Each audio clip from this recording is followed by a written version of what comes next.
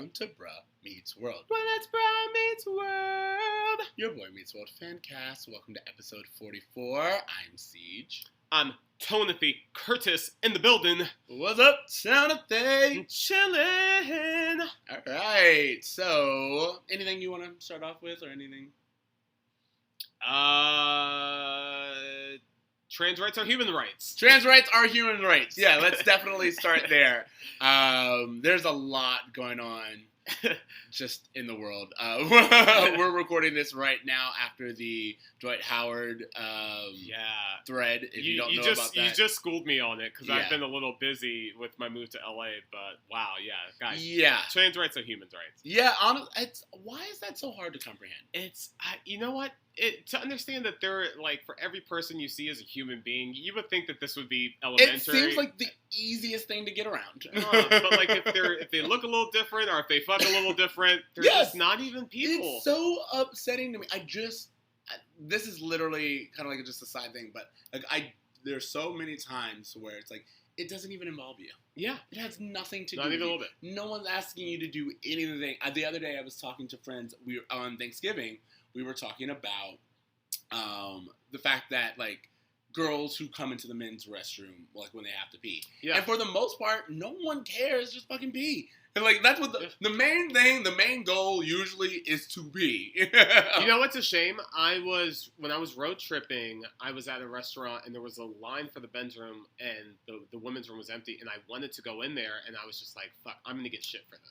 Because you were doing, I don't know what part of the country that's probably. It was Texas. I would say, so because of that, I think you made the right choice. Yeah. But at the exact same time, very often, I've just done it. A vacant bathroom's a vacant bathroom is a vacant bathroom. Yeah. And yet, for so many people, that means something. And the thing I like about living in LA is most bathrooms will be like, just pee. It'll have the man and the woman, or like every bathroom's a family bathroom. Sure. Just go. Yeah. That's what's important. And it's just, it always frustrates me that people can't understand to just let someone else do their whole day. Yeah, exactly. So, on that note, other than that, this was a very interesting episode. This is an interesting episode. Also, I had just watched Creed 2, so there's a lot of there's that going on in the back of your head. Okay. And by that, I will also say, like, this whole masculine defending of my, like, it's all nonsense. You know what I mean? Yeah. I mean, there was know. definitely a few moments in this episode where I was just like, what are they promoting exactly? Specifically, a scene where they're chugging soda in the cafeteria. And you're like, that's not soda. But yeah. Yeah. Okay, so let's just get into it. Let's do the Tell Me About It. Yeah, let's jump in. Tell me about it. There you go. This is season 2, episode 21, Thrilla and Philla. Cory is trying to make a name for himself again when he gets drafted for the wrestling team. Once on the team, he behaves in a way that neither Sean nor Topanga approve. That is until he's challenged for his spot by Joey the Rat, who is also looking to find himself. When Cory wins the wrestling match at school, Joey challenges him to a rematch after school, this time no rules. The rematch is the most ridiculous. It is definitely Boy Meets World at its Boy Meets World. Was this like a Super Bowl episode? Like, why do they have these random special guests on this? Like, that's a very random good. We should look into this, because why is it? Was it sweeps? I don't know. May sweeps at the end of the season. I mean, it could be. This is. But in all fairness, we're saying that as if there were high-profile celebrities. And don't get me wrong, Yasmin Bleeth, which we'll get to, high profile. Robert Goulet, ever high profile? At some point in time, I guess. I only know him from the Will Ferrell SNL sketches, to be honest. But we also are introduced to Frankie's dad, which I also like. We are, and well, I have a little bit of problem with that, because with that, there's a little inconsistency. Frankie's Stakino. Frankie's Scatino. I don't know why. Stakino. Is that right? Yeah. Frankie Stakino. I don't know why, but either way, he's supposed to be Frankie Stakino Sr., and yet Feeny calls him Leslie. Yeah. And I was like, well, if he's senior, Does that mean Frankie Jr. is also Leslie? yeah. I was like, is it where do you get Leslie from? Is his middle name Leslie? There's just nothing there. There's nothing that says why Leslie is the one that Yeah, that's interesting. Feeney goes into, or was like Frankie something he made up. I just wanted to know a little bit more. Yeah. I mean, and we also see more of the genie powers of Griff in this episode. Yes, we do. All right. Yeah. So we're kind of doing this ahead of ourselves. So let's get into the roll call, which is what we were getting into. Roll call. So we already did kind of the celebrities who pop up, who are Yasmin Bleeth, which, again, height of Baywatch. And one of the things that I wanted to say with that is she comes into it and she's like, Griff, how did you get me here? And then he goes like this and he makes out with her. And I was like, all right, so how old is Griff? We need to have a conversation. No, it doesn't matter how old he is. He is a student in high school. and maybe I'm wrong on this, but was there ever a time where an 18-year-old high school student was fair game? I don't know. Maybe. It must have been at some point in time. Yasmin Bleeth, the star of Baywatch, has decided to come to Philadelphia all for a high school kid. And what I did like about it is it's even kind of shown that, like, again, we're writing from the male perspective, clearly. But when Eric shows up, same thing. She like sits, or he sits next to her, and she just kind of looks at Eric, and you're like, so is she just into 18-year-old boys? Is that what we're writing here? Can you imagine being a celebrity and having a high school kid be like, hey, can you make an appearance at John Adams High School in Philadelphia on this Tuesday night tomorrow? By the way, I just looked it up on the off chance. Adam Scott is, in fact, he was born in 1973. Yasmin Bleeth was born in 1968, so there is a 5-year difference. So even on the off chance that he was 18, she would have been 23. I guess that's all right. No, 23-year-old going back to, if you told me think about it, an 23-year-old showing up to an 18-year-old's anything.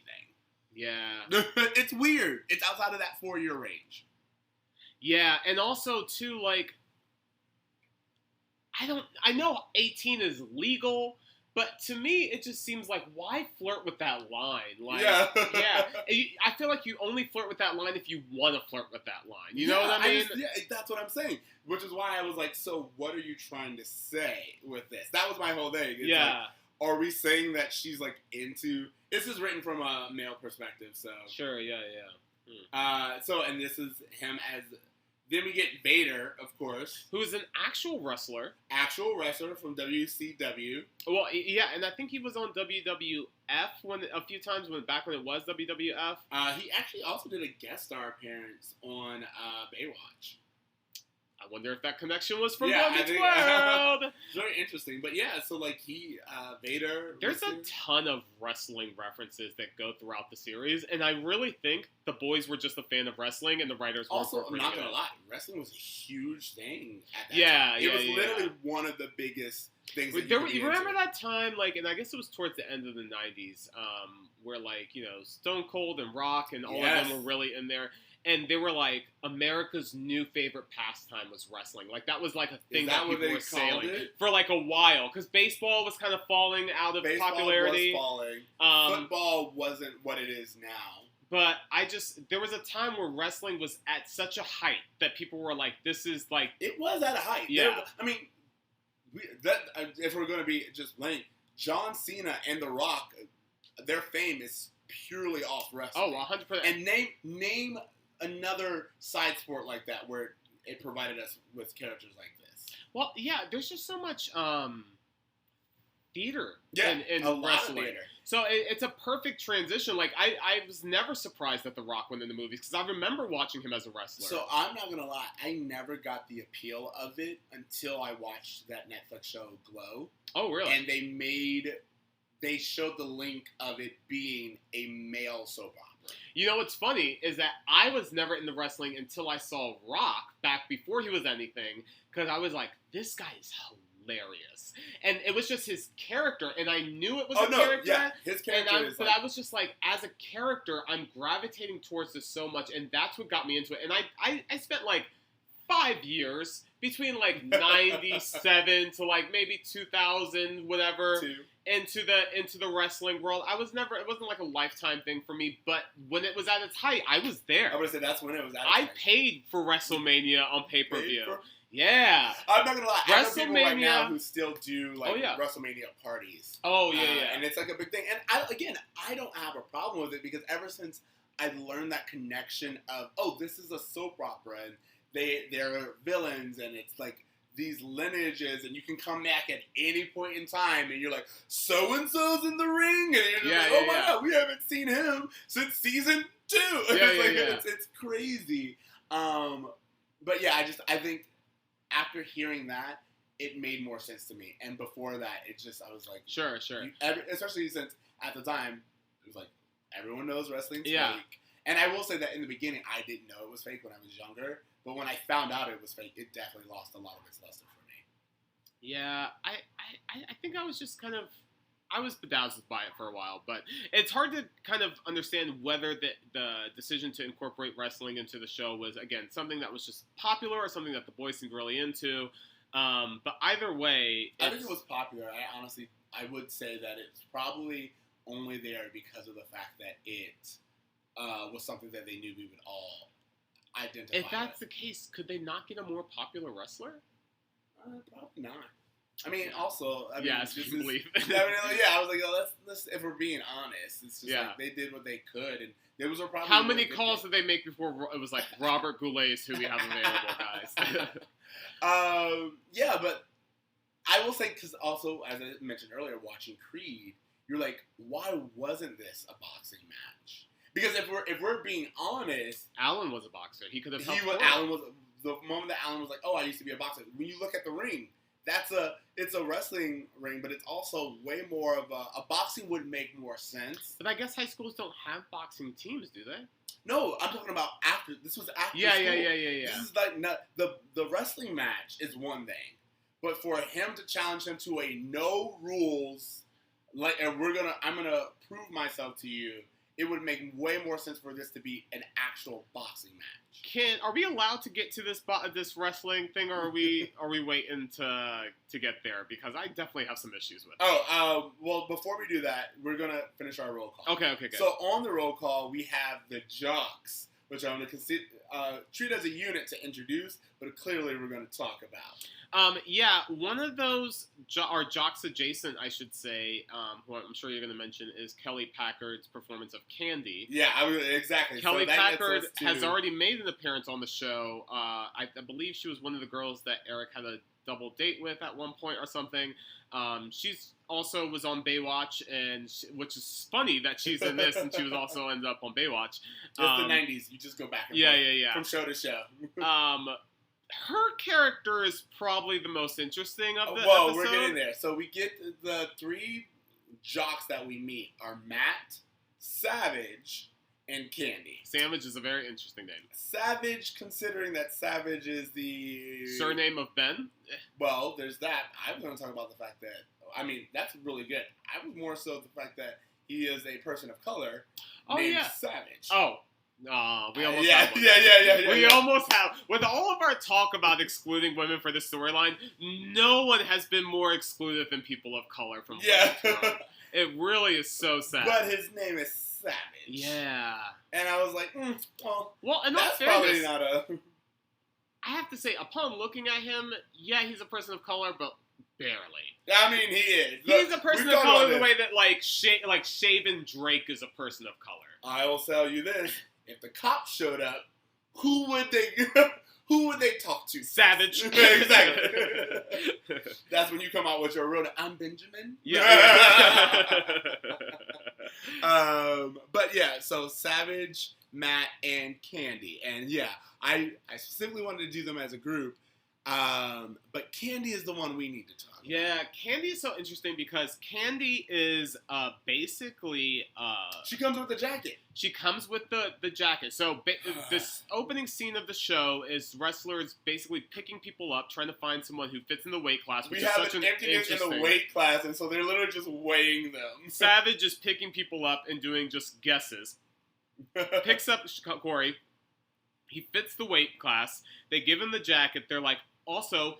here's your uniform. Also, here's your candy. Yes. Your candy, as in possession. Yes.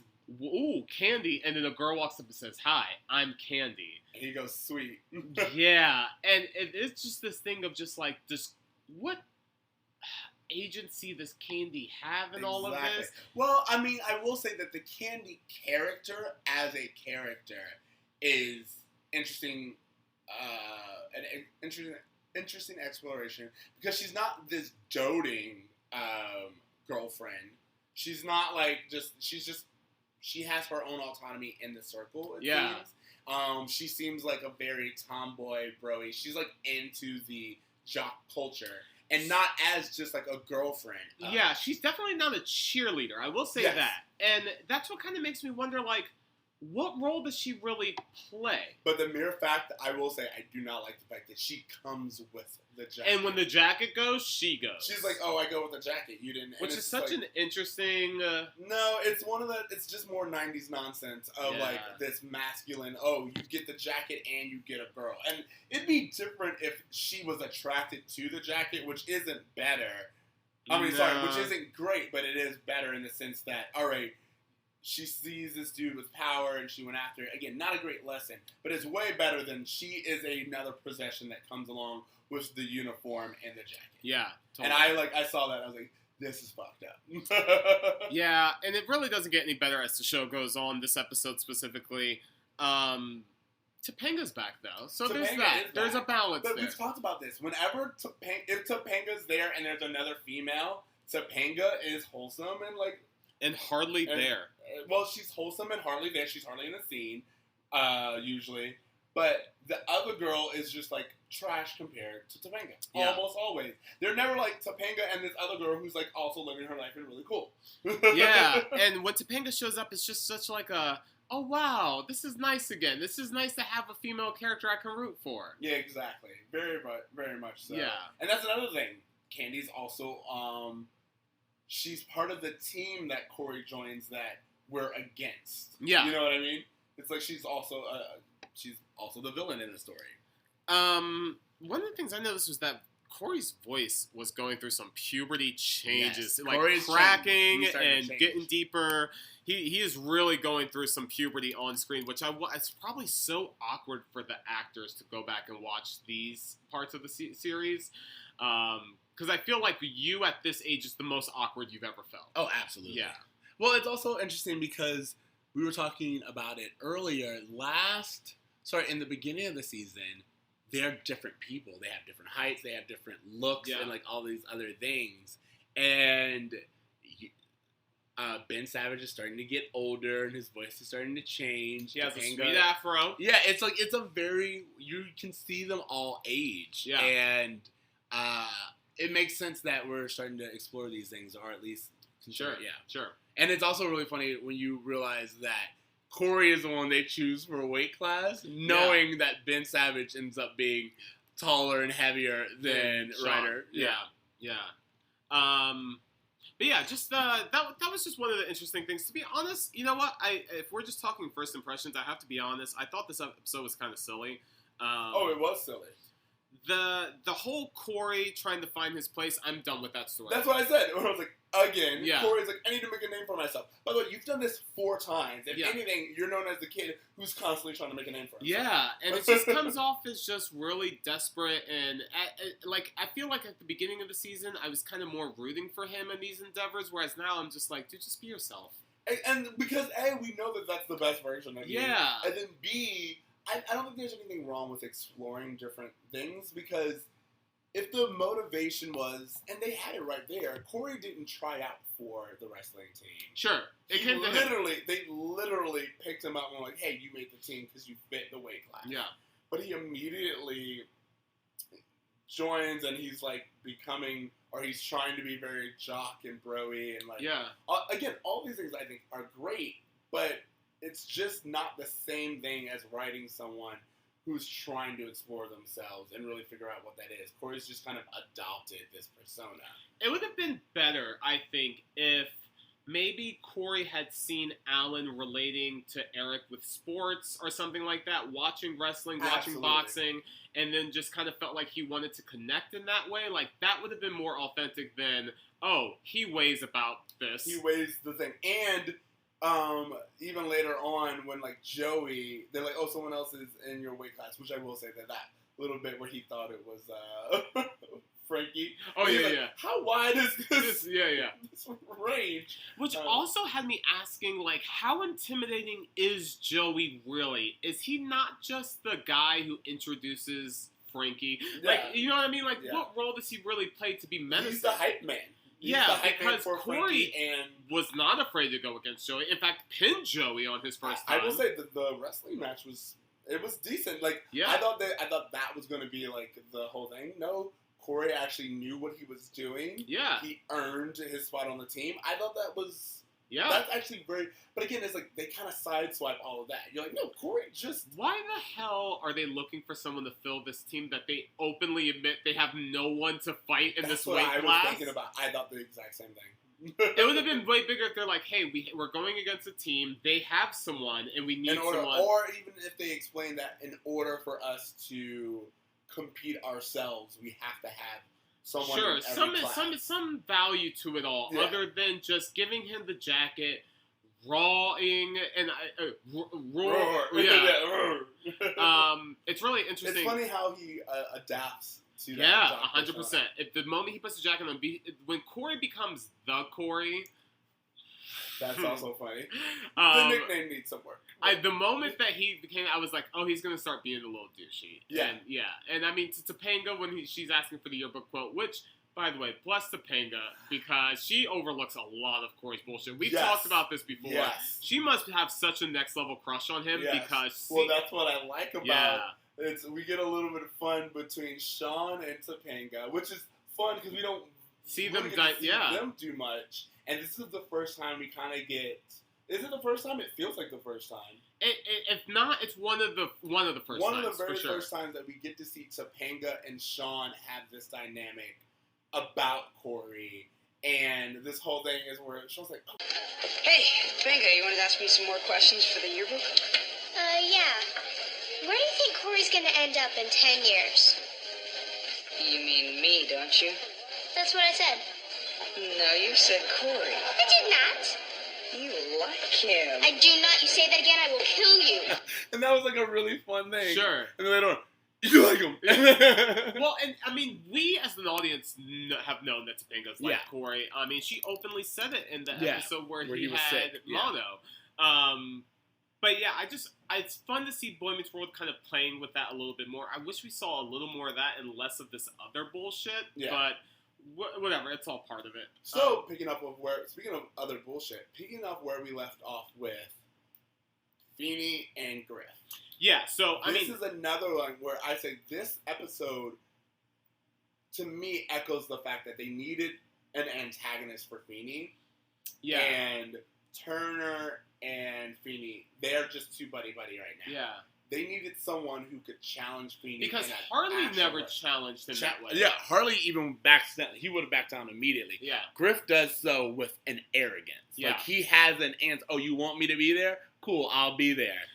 But Well, I'm going to bring a masseuse. Book my masseuse and import lobsters. This was the from only Maine. time she could come. And it was like... By the way, it's such Goes back to a... your theory of him having money. Such a Sean Penn Fast Times at Richmond High moment.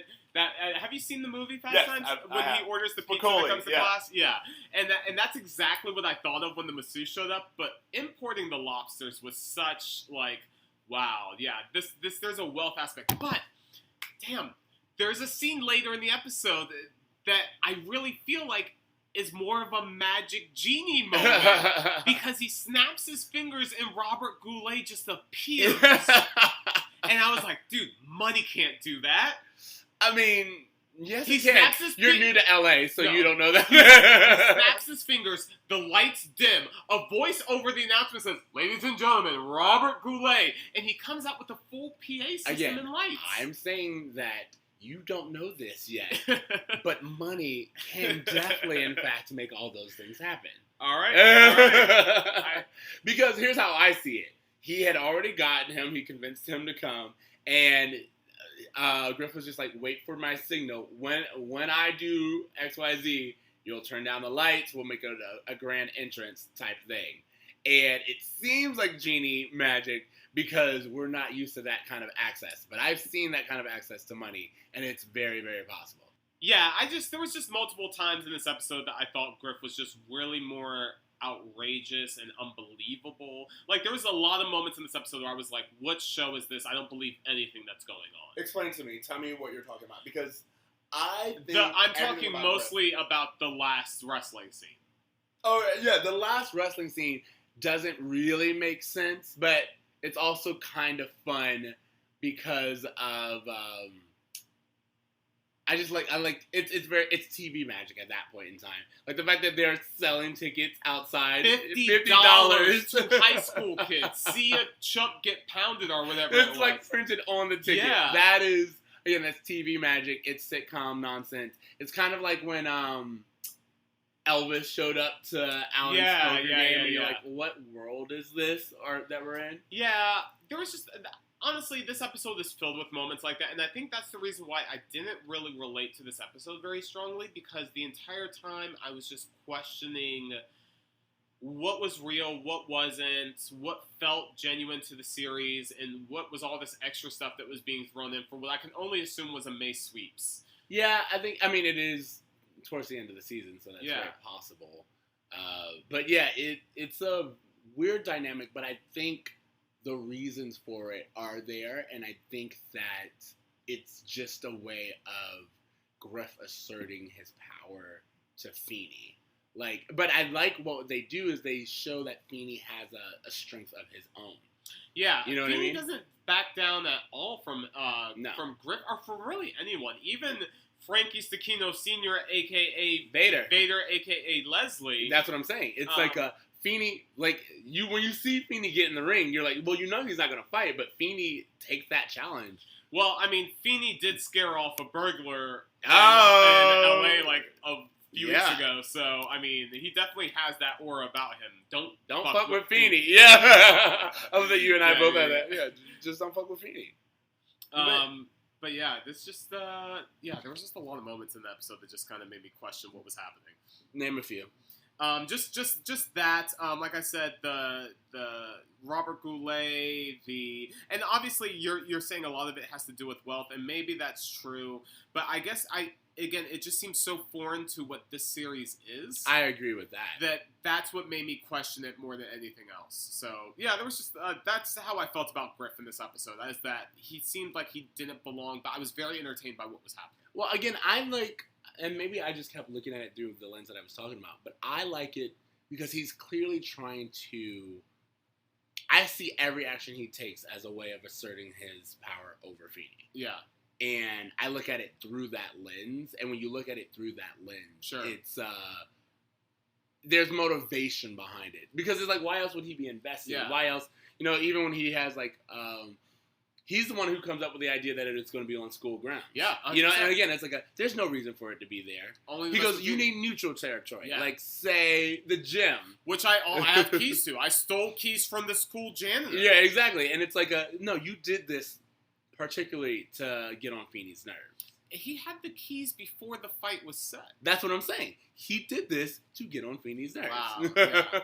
So that's why, to me, I find his character in this episode more interesting, but that's all with the context of even though he's a student who makes out with an adult. Oh, yeah. Again, Yasmin. But he's been doing this. He did it last week with Miss Gale. Still not And on again, board I with don't understand why they keep... We talked about this. Adam Scott is supposed to be, or Griff is supposed to be hot. But he is not make out with everyone hot. Yeah. We don't even have Turner macking on every person he comes across. Sure, you're right. And you also mentioned this in the last episode, which I definitely agree with. I know him best as playing Ben from Parks and Rec. Yeah. And he's such a nerd on that show. But to see him just ooze cool. He does a really... he does a great job of it. He does cool on The Good Place. Yeah. He's without spoiling anything, but he's on The Good Place. And he does that. It's kind of the same kind of schwarmy. And if you watch Parks and Rec at all, timeline-wise, this still leaves time for him to move to Minnesota and start Ice Town. It really does. Guys, So... he had the money, he had the capital to build Ice Town. You're not wrong. He would change his name because 100% had to. But so let's talk a little bit more about who Cory is when he puts on this uniform, which I have to say, or he gets the jacket, because first of all, he is thrilled with the jacket alone. The jacket is historically a status symbol. Sure. I still feel that I feel like it's a little derived from the 80s whole thing. But I think at this point in time, it's still a thing. So, like, get a Letterman jacket means something. But I was going to talk about the fact that when I played football for Osceola for literally one game, there was a power to the jersey. Yeah. There is something about walking around in a football jersey when your school, or I would assume any sports uniform, when your school is in fact invested in that sport, that it is a different power. Yeah. And for me, I kind of rejected it because I realized that it has nothing to do with you. They're only into the uniform. But for some people, that the admiration alone is worth it. It would have been interesting to see how that power changed Cory's life in other ways than him becoming friends with those bros and Candy. Like, it would have been interesting if, like, someone was like, hey, you don't have to worry about your homework. Or, hey, you don't have to, worry about coming to whatever you have wrestling practice. Like, some other way to where it literally gave him this, like, superhuman power that we all kind of recognize from the Letterman jacket. Which is, like, a real thing in real life. But you're right, in this particular episode, they don't really go down that road. And I think maybe it's because it's Feeney's school. So, like, outside of the secretaries who are making out with the students. Outside of that, everyone else is just, they're not going to let someone get by on the fact that they're wearing a jacket. Yeah. Because Feeney wouldn't stand for that. Yeah. So. There's a really interesting moment where Cory's, like, super excited that he made the wrestling team. He's asking his parents to sign a permission slip. And Amy is concerned. Yep. Alan, we should discuss this. Wrestling is dangerous. Oh, come on. If you're signing up for ballet, that might be dangerous. Here. This is not the first time we've heard Alan make statements. Oh, is Alan slightly homophobic? Yeah. I mean, this was one of those moments again where I'm just like, why was that even... It wasn't necessary. It was not necessary. You did not need to put it in there. It didn't aid the story. Later on, he wasn't in ballet shorts. It had no reference. You know what I think it is? I think that because Alan is symbolic of another generation, I think when I see things like that, I would think of something that maybe my dad would say, or someone that, like, of that age group would say at that point in time. You know, you have to remember, like, Alan probably grew up watching shows like All in the Family. Yeah, and just things like that where that was just a little bit more PC. So I understand for the time, whatever. But, like, to your point, it does not add anything to the storyline. It's not even a funny joke. No, it's not. So it's just like but it'd be different. It would be different if he caught Cory talking about his tights. Yeah. Or something. You know, it's like that would make difference. That would have a place in it. You just kind of said out of nowhere, at least he's not in ballet. And it's just like and if he was, would that make him any less of a man? Cory, of all people. And again, I think the better version of the story, as we've discussed, is this being boxing and Alan relating to Cory through boxing. And having some kind of episode. That's right there, by the way. Yeah, it's right there. And, like, we've kind of... Alan played such a huge part in Cory's life in the first season. He's almost non-existent in his life in the second season. Why not have an episode I definitely think this episode could have used... Like, it's not that it's a terrible episode. It's a good for what it is episode. But if Griff had never been introduced, this would have been a different episode. You think so? I think that if Griff had never been introduced, if Harley had never changed out, they would have probably done more with Alan.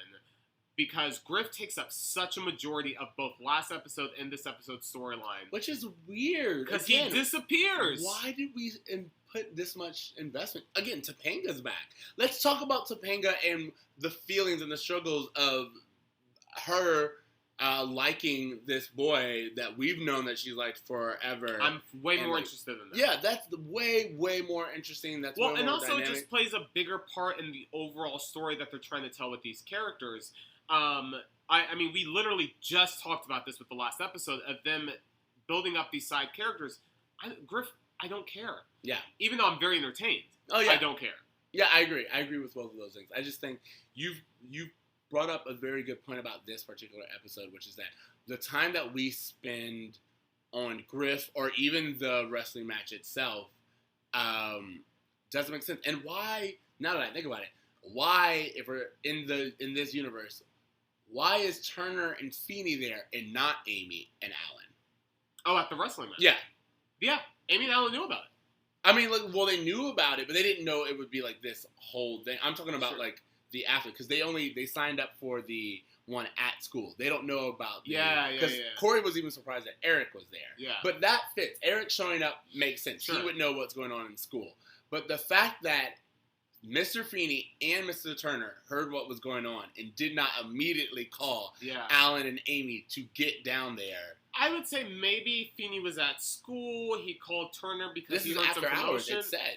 Heard some commotion. Yeah, maybe he was there grading papers, doing some kind of work. We'll give it that. And called Turner just to see what was going on and happened to stumble across this thing. Maybe that's the case. But the point is, we don't get any context for any of it. No, we don't. We get no context for it. And to even, like, to make a lot of... There's no real reason for Turner to be there. Like, Turner... There's no reason for Turner to be in this episode. No, he even does that little side thing where Cory and him have that moment where he's like, sidebar.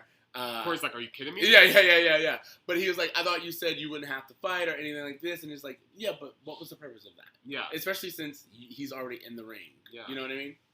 This wrestling match has tag team. Yes!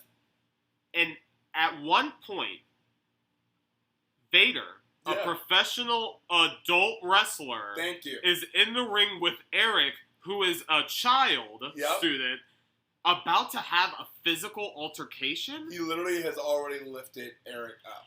This was part of those moments where I was like, what is this show now? Yes. Because how is a group of children cheering on an adult beating up a child?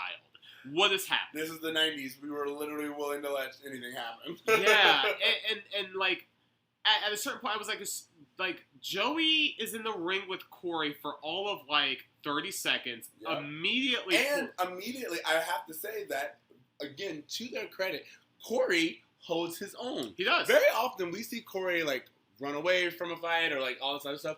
Cory immediately adapts. Granted, he did try to get out of the fight a bunch of times, but once the bell rang, he was in there. He adapted, and Cory's, like, on the ropes, and he's, like, ready. He is wrestling and a wrestling match. This is the second time we see him do it. He is successful when it's him against someone his own weight class, which, if for the sport itself, only makes sense. Yeah. It would be different if, like, Cory challenged Frankie or, like... Well, what's funny is that Cory was okay to challenge Joey. Joey said, I'm going to tag Frankie into this. Exactly. At which point I was like, so what is the point of this whole thing really? Because if it was for Joey to stand up for himself, he immediately tagged out. And he got beat up by Cory, kind of. Yeah. So why is this even a thing now? Yep. Is it only so Griff can sell tickets and get money? Is this not just the white man profiting? Oh, absolutely. Well, speaking of, thank you so much. Because what I loved about this episode is when earlier on in the episode, we have one of my white boy logic moments, which I loved, which is Cory is like, we have made no names for ourselves. Do you know why that is? And Sean's like, is it because of you? And he's like, no, why would I take why would I take ownership? Yeah. No. I blame the jocks. Yeah, exactly. And it's like, it's a perfect, that little moment to me was like, that is my bruh moment of this episode, outside of the candy thing, which is like a larger one.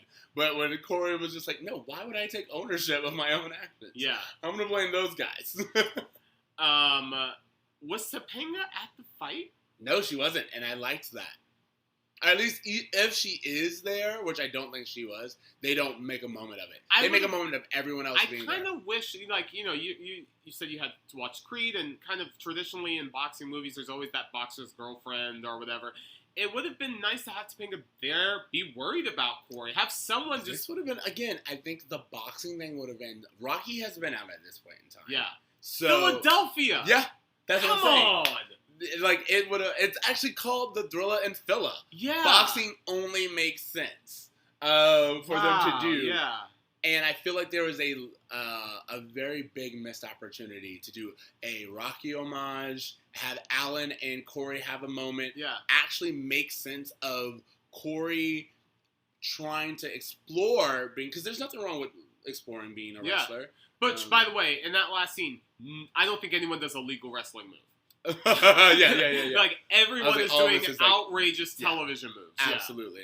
One thing I really do love about this episode that I did remember from the moment the episode started was when Topanga was going around getting yearbook quotes. And I remembered her yearbook quote. Oh, I didn't. I always remembered that yearbook quote. That is a great yearbook quote. It's a great yearbook quote, and it's one of those things that just stuck with me forever.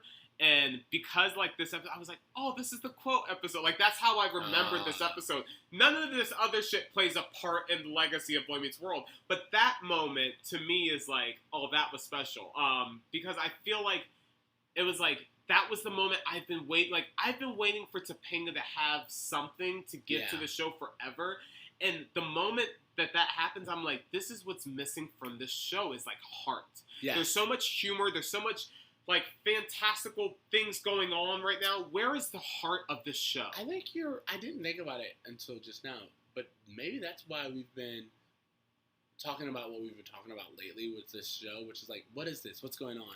Yeah. And it's missing that heart that Boy Meets World does so well, and they know how to play up so well. So when Cory and Topanga have that moment, he's like, well, what did you put? She says what she says, and they just... they put a bow on it. It's like, this is what you're supposed to take away from it. It wasn't that moment special, and you're like, it was great, it was grounded, it made sense, and yet you were able to do all of that in like 60 seconds. Paragraph. It really was not much. And yet everything else, and we're like, can you imagine what you would have done with 20 whole minutes? And it's so funny because her quote specifically talks about how, like, you know, if in the end we end up together, it's beautiful. And I was really reminiscent of this episode of The Wonder Years with Fred Savage, because there's this scene where he basically, like, he goes to Wendy, his crush. And Wonder Years was amazing with soundtrack music. And Diana Ross, the Supremes' Someday We'll Be Together plays. And it was one of those moments I was like, oh, this is a really beautiful, touching moment.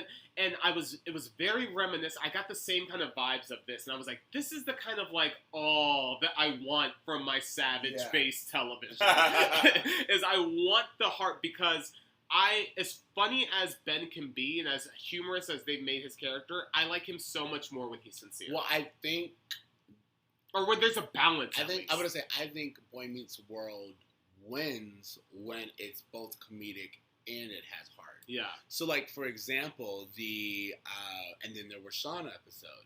100%. That, while that is hilarious, and it has, like, goof after goof, and is so iconic, what ties it together and what actually makes it a great episode is when it ends and you find out the motivation behind it and everything else. It's like, that is something where you're like, wow, you brought this really nonsense storyline down to earth, and you made it make sense, and 100%.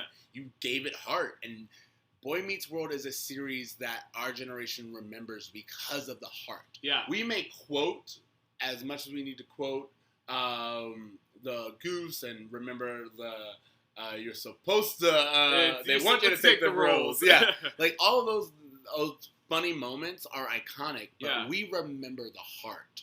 Yeah. Our generation remembers the Cory and Topanga love story. We remember the Feeney lessons. We remember and I think that's what's really important. And I don't know if you remember this, but kind of at the beginning of our podcast, I remember saying in so many words, like, the first 2 seasons were all right. Yeah. And it was because, and obviously I have a stronger understanding of that now, It's the lack of that. Yes. And that is really the magic that makes Boy Meets World, I think, live on so much longer than a lot of the other shows of the era, is that heart that I didn't find particularly engaging in a Family Matters or Full House episode. This seems so much more sincere when they get it right. Yes, I'll agree with that. Like, it doesn't come off, when they do it right, it doesn't come off Saturday after school special. Yeah. And very often when Family Matters or Full House would get Saved by the serious Bell, or Saved by, it felt so after school special. Whereas this, when Boy Meets World does it right, you're just left being like, wow. You're amazed. You're not over it. Sure. You know? Yeah, and I think what's interesting is that they do it in such a way that we are actually, as children watching the show, able to learn these lessons from them. Yeah. Thus, that's the connection that we now have with these characters forever. They helped us understand the world better. Exactly. Because we learned from them. The characters on these other shows who don't really develop as deeply, we can't learn as much as from them. Their lessons seem apparent. Whenever I see Full House and, like, DJ's crying because someone was mean to her at school, that doesn't really have the same appeal to me as... Well, it also, for the most part, Boy Meets World does feel like someone growing up. Therefore, it has consequences. It has continuality. Yeah, you know, it's like there's this thing where it's like you can see them build off of the lessons they've learned previously, whereas step by step, Full House, Family Matters, people would go through stuff, but it didn't really have the lasting impact. impact. Whereas Boy Meets World, for as chaotic and crazy as it does, one thing you can actually see is you can see them learn from their mistakes. Or, like, I mean, they do it in a way like, for example, Boy Meets World has an episode later on with drinking that happens after Cory and Topanga, like, have a big breakup. Yeah. When I think about how Boy Meets World handles drinking, and I think about that episode of Family Matters where Urkel gets drunk and tight walks on a rope, it's just, that's the kind of extremes that I'm referring to. Like, something that's grounded, something that's more familiar versus something that I'm like... realistic. Yeah, just realistic. Like, this this is a breakup. Alcohol is available. You know, you've seen other people use alcohol as a solution to their problems. For heartache, So, why would you not naturally do that and want to explore that territory and the dangers of that territory? Urkel getting drunk and jumping off of a roof is so extreme and not realistic at all that it's just a parody. Like, and I know for those listening, it seems like we're kind of going all over the place, but that's because this episode was all over the place. So I was actually going to say just that. I was like, this episode, as much as we just talked about the way that Boy Meets World does it well, this episode is another one that you and I feel, when we really look back on this podcast, what we're really doing is creating fan theories that make this show make sense. Try to make it work because... Or just finding other alternatives to, like, how to do this episode in the way that fits the Boy Meets World formula. Yeah. Because this episode has potential in it. We've just thought of 2 or 3 different ways that this episode would be great. And I would really hope that, like, if the creators were to, like, hypothetically, in hindsight, after looking at the whole series, was able to go back and rewrite some episodes, they would do things a little differently to add continuality and to add depth and to add... I'm sure there has to be some... I feel like that's, if that's not a screenwriting practice, I definitely feel like that should be. Of just like find an old TV series that you like and write a spec on that episode. Well, that's how you get that's how you get writing jobs, is writing spec scripts. Yeah, that's what I'm saying. Donald Glover wrote a spec script for The Simpsons. That's how he got 30 Rock. Yeah, no, but that's what I'm saying is I assume that there has to be one where you just go back and you do a spec for an episode that already exists. Yeah. Like, make this episode better. Sure. And if not, I feel like it should be. Yeah, that's a great screenwriting exercise, yeah. Exactly. Because I just feel like it's completely possible to get your same moments and get your wackiness and all this other stuff, but bring it... I mean, we know that it's possible because Boy Meets World does it. Yeah, and I think that's what makes it so frustrating is that when they get it right, it's so right, but when they get it wrong, it's off by just this much, and that's what's so frustrating. You're right. It's just like, you'll look at it and they'll acknowledge. They're like, when Alan's like, oh yeah, I used to box in the Navy. You're like, yeah. You're like, all right, continue. You have it right there. You mentioned it. You remembered. Why is he not boxing? Yeah. Why is he not helping Cory with any of this? Exactly. That's what I think is the real thing. Especially, like I said, when they show up to the ring later and it's Mr. Feeney and Mr. Turner. When they do that, I am like, why is Alan and Amy not there? Yeah. You know what? I don't really have much else to say about this episode. I was just looking through my notes just to see. Yeah, the one note that I have was that Vader was a former student of Feeney's. So does that say that Feeney once taught high school before he taught elementary school? Because he says you were much scarier with acne, implying that he was a teenager. That is true. I would think so. That would make sense. Yeah.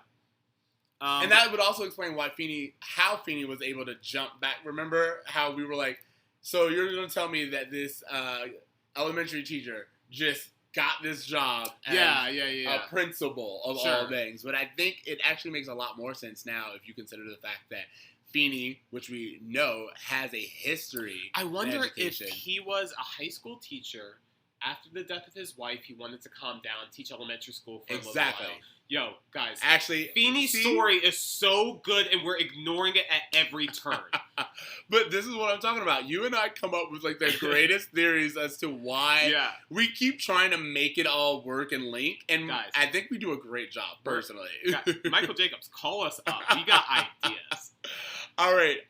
So on that, do you have a lesson or anything that you want to take away from it? What's your Feeney taught me is what I'm saying. You are you, I am I. You do your thing, I do mine. If in the end we end up together, it's beautiful. That's the only thing worth taking away from this episode. I will agree with that. I think it's fantastic. And again, it's a lot of... We get this kind of moment from Sean. It's kind of almost a throwaway line. But when Cory hands back the... the uniform, he's like, I don't need this. Matt's like, you know what, you're all right. And Sean's like, he always was. Yeah. And like, again, it's like a throwaway little scene, but it's like, no, I love that even Sean and Topanga, to be fair, they don't really overreact to Cory. Like, they disagree with it. But they know that Cory needs to do this, and Cory's going to eventually see. I feel like they're even like, oh, you're having an identity crisis again. You know, they're like, all right, so... I feel like they just kind of understand this is just Cory being Cory, guys. This is Cory being Cory. He's going to go through it, and... I like that little bit. Yeah. That little bit of continuality of Sean just being a good friend and being like, yeah, he didn't need this. And again, not saying it to Cory, not making this grand speech to Cory and be like, you're so much better than this. Just being like no, Matt, you should know that he's always been this cool of a guy. Sure. Yeah, that's cool. Bro moment? I told you, I had two, which was Candy going with the jacket in general, which kind of pissed me off. And then also, that little bit, but I mentioned it earlier. My bro moment is the relationship between adults and students. Whether it be fighting them or kissing them, I don't think it's appropriate. It's completely inappropriate. And yeah. All right, so that is it. What grade are you giving this? Dude, as fun as it is to watch these Griff episodes, they just really don't have it's fast food. It's like it's fun, but it's so perfect. It like afterwards I feel kind of like and it doesn't last. Fast food. It's just fast food. So like give me some quality steak and I'll give you a greater grade. But as for right now, I'm doing C+ again. Yeah, and I'm gonna do a C again. Yeah. It honestly is. I was like, there's nothing. We don't even get a shirtless Turner. So, so I don't know what you want from me out of this episode. Exactly. It's good. It's not great. I think we get a lot of fun. It's fairly forgettable, I think. It is. And I honestly think, for the most part, if it wasn't for Vader, which I know is like a really big part, and then the quote that you pulled out, I absolutely forget this episode. And you know what's funny? When I saw that this episode, like, I kind of vaguely remembered the episode based on the title. And so when I saw that it was coming up, I kind of rolled my eyes at it, and I couldn't understand why. But I think even as a kid, I didn't really care for this episode very much. It is. I think you put it so perfectly. This is a fast food episode. Yeah. It's just like 100%. completely something to put on the plate. Yeah, yeah. All right, so homework. What do you got? All right, well, the Soul Train Awards this year are being hosted by Tisha Campbell and Tashina Arnold. Yes. So just to give a little throwback to them, I'm going to put out House Party as my homework. House Party to me is just, there's so many few times where like, where like I try to introduce white people to things that black people all know and love. And it doesn't translate. I've tried to show white people Friday a few times. I tried to show my friend Friday, and they just don't get it. And I was like, because you don't know these characters. You don't know that guy on the block the way we yes, do. You're right. And so there's such a disconnect. But I do think House Party is one of those that not only should people watch it, where is my House Party remake? Where is my House Party musical? Like, where is my stage? Like, I need more of this because it's literally just fantastic music, fantastic dancing, and black coolness of its own. They did a few remakes with Immature. Well, those were sequels. The sequels, those were sequels. Yes. They were like, they're and in all fairness, House Party 3 is not great. House Party 4 I don't acknowledge, but House Party 1 and House Party 2, that pajama jam is still on point. But yeah, I mean, House Party 1 has some great performances. Martin Lawrence early on. I don't know. Robin Harris is in that, which I know your younger generation don't know who Robin Harris is. He's an old black comedian. He started Bebe's Kids, if anyone remembers that. He has a hilarious stand-up comedy album, Gone Too Soon, but he's a great influencer in black comedy. You hear a lot of his stuff in D.L. Hughley and some of these other people who really snap at audience members a lot. I can't recommend this movie enough. Please give me a remake. Please give me a stage musical. Lin-Manuel Miranda, help me out here. I need to see this. Again, I'm always kind of doing this, but I have a friend his entire job is to pitch new musicals, and I'm telling you, House Party, Soul Food. I would even take a Set It Off musical. Where are you at? Oh my God, I've been trying to talk about Set It Off. Set It Off is just so good. It's so good. 4 black lead actresses in a full-on action movie. Shot for $9 million. Feels like 30. Where you at? Oscar-worthy performances that no one got because melanin. Yeah. But, yo, House Party, Set It Off. Those are my homework. Yes. All right, I like it. So mine is actually going to be a podcast. Do you know Amanda Seales? Oh, yeah. Yeah. Do you know her podcast? God, it's called Small Doses with Amanda Seales. Okay. And it's just, by the way, it's like almost every episode's almost a one-man show with cool. Amanda Seales. And it's just her talking, and she does, each episode's called The Side Effects of blank. The side effects of, she just did one called The Side Effects of Toxic Masculinity, The Side Effects of Living on Your Own, The Side Effects of Being an Oreo is one she just did. Ooh. And it's the one that I sent you to listen to, Miriam. And it is good. Yeah. It is. Also, she grew up in Orlando, Florida. Really? She went to Dr. Phillips High School. Yeah. Okay. And she talks about the experience of being one of the only black people in school. Fam. And, dude, I was like, I feel seen. But, like, yeah, she's really funny. She is someone who, her personality is completely different than what I thought it was. And it's really entertaining to listen to her. She knows what she's talking about. She keeps everyone on. She calls out everybody, any and everybody, if it's relative to the topic. And what's the name of the podcast again? It's called Small Doses with Amanda Seales. All right, yeah. And it's really fun. She's a trip. She's just fun to listen to. You can tell she has like a soundboard or a mixer or whatever. She's constantly playing with. She's one of those podcasters. But I definitely think people should check it out. She's done quite a few that I just think are really interesting, and she picks different topics that, I think it's worth exploring. So that's my homework. Oh, there was one more I wanted to add, which is the podcast called Why'd You Push This Button? And I thought I had mentioned it before, but I guess I didn't. And what I love about this is that it's a podcast of 2 women discussing the ethical decisions that social media forces us to make. Oh my God, I love this already. So some of their episode titles are like, why did you stalk people on Venmo? Why do you rewatch Instagram stories? Why do you send nudes? Why do you like celebrity photos on Instagram? Why do you turn on red receipts? Like, all these things that we are like, should we, how we, do we, what do we do in this situation? They're talking about it in a way that I've never heard people mention it. And your face right now was so hilarious. I am so amazed, and like, I'm so excited that someone's doing this. Yeah, like, I love social commentary anyway. I love any social science podcast. Yeah. And you have just blown my mind. Like, one of the first episodes I listened to was, do you take selfies in public? Because that's something I've always felt awkward about, but it's something that I know everyone does and whatever.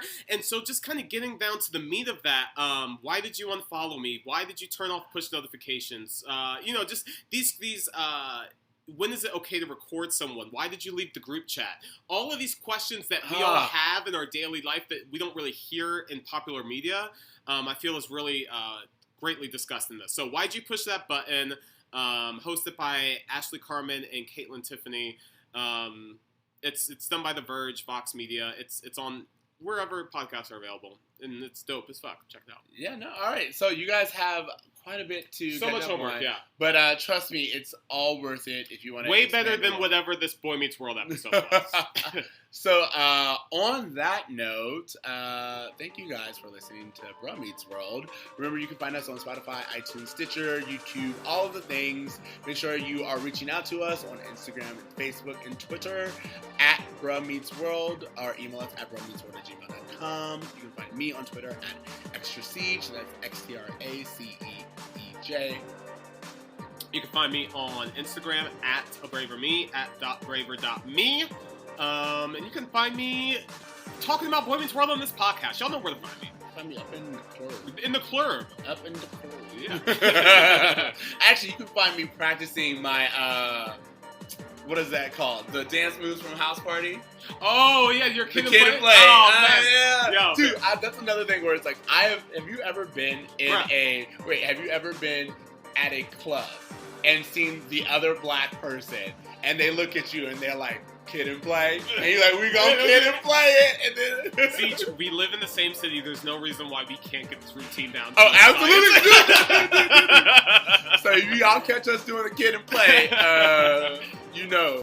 So yeah, guys, please just dream, try, and do good. Do the Kid and Play. Yeah, do the Kid and Play. Later, bros. Later, bros.